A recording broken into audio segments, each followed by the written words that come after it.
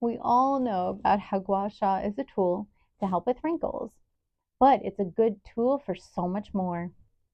This is Estelle, and I will break down what Gua Sha is, how to use it, and help you figure out if this tool is worth investing in, all from the expertise of a medical massage therapist.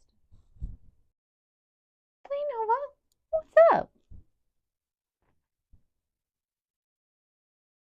Oh, don't worry. They know to like, follow, and subscribe. Everyone wants to empower their healing. Gua Sha tools come in many shapes and sizes. You can get them made from resin, glass, stone, wood, metal, and ceramic.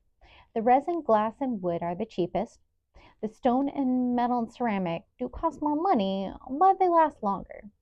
The best thing about the resin is its durability. I have dropped this one so many times and it hasn't broken once. I do love the stone the most, but really, which medium you use is up to you.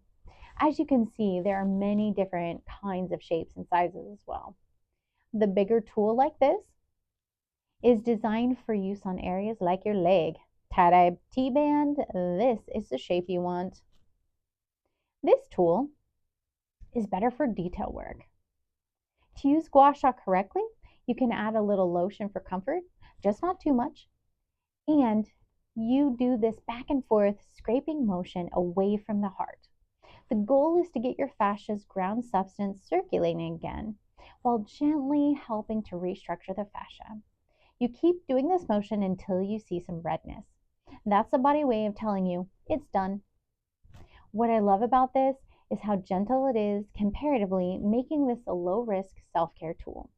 If you have recently had surgery or have severe lymphedema, consult a doctor before using this tool. Also, make sure to keep it clean. Alcohol wipes or soap and water are how I keep mine clean. This self-care tool gets 2 thumbs up. Thank you so much for watching. Comment below if you have any questions.